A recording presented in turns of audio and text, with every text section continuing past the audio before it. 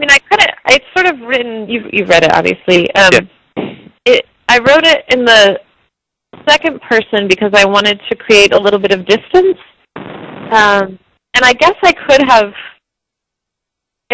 created even more distance had I gone, completely fictionalized it. But it's essentially true story. I mean, I'm talking about, this particular period of time in a particular sort of emotional reality that's true. So in that way, it felt a lot more. I mean, it is nonfiction. So I guess it wouldn't have felt maybe natural to sort of go the other route and completely fictionalize it. I mean, did you have a novel bubbling in your chest for many years?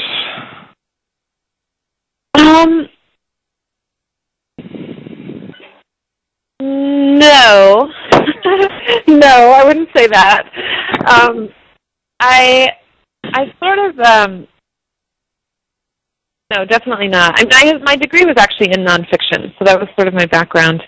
Okay. And my thesis for in grad school was a series of boxing-themed essays, and so I like research. So I guess I had always thought that I would do something that was more nonfiction. And I certainly didn't think I'd write a memoir. And then that was unexpected. But that said, I don't know that I'll write a memoir again. I mean, I can't imagine writing another memoir, but well, first of all, I didn't even know what I would write it about, but yeah, no. So I feel like at this point, I feel I've been dabbling in fiction, but I also kind of always think,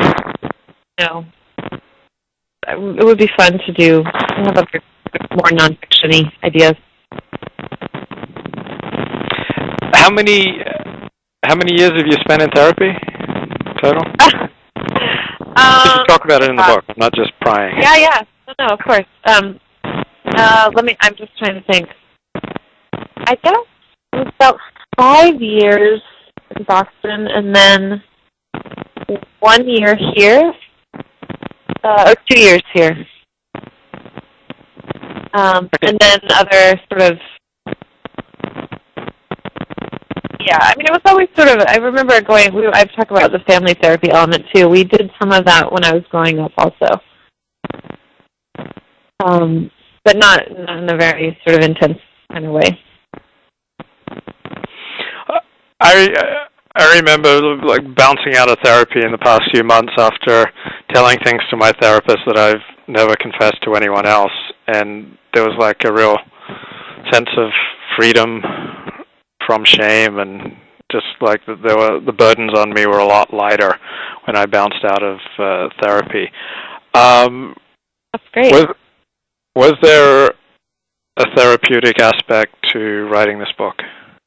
Oh yeah, absolutely. I would say it was. I had. Are you short on time, by the way? I'm sorry? Are you okay with time? Because I can. Yeah. You can go on forever. Okay. Well, I guess the longer version of that is that I had finished the book I finished that. I turned 30, and that's sort of where the book ends, more or less chronologically. And that spring, I kept sort of pushing forward and saying, "Wow, that was a really, kind of crazy year. Maybe I'll turn this into a memoir." So I started trying to write it in the first person, and it was really bad. It was really uncomfortable. I think for a lot of reasons. Number one being that it felt really. I mean, it just felt kind of cringy, I guess, to be using the first person. And so, but I did write a lot. And then finally, I showed it to a friend whose opinion I really trusted, and she said, "I see your quandary. This isn't really not really working as is. And so she actually said, what if you wrote it as a novel?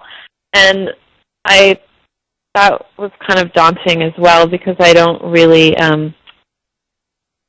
think of myself as a fiction writer. But so I kind of put it aside and thought, you know what, maybe part of the difficulty in this whole year was that I kept trying to, I was really afraid of the unknown, so I kept thinking, like, well, if I just, hold on to this book idea, if I hold on to what is known, then everything will be fine, and that really wasn't the case. And so finally, I put it aside completely and just thought, I'm just going to be open to whatever happens, and I started doing a lot of yoga, and I was writing a lot, but nothing really in particular, nothing with a goal in mind.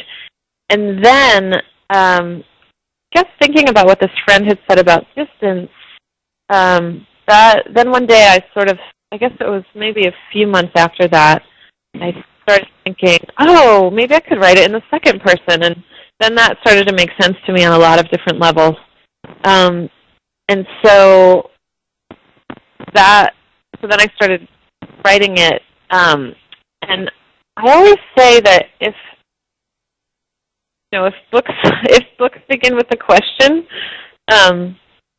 I certainly, if there's some sort of question that's driving the writing process, and I believe that there is in any, no matter what the project type is, but in this case, I was really sort of like, wow, that was a really crappy year, and by the end, I really didn't recognize myself. I felt so far from who I thought I was, and so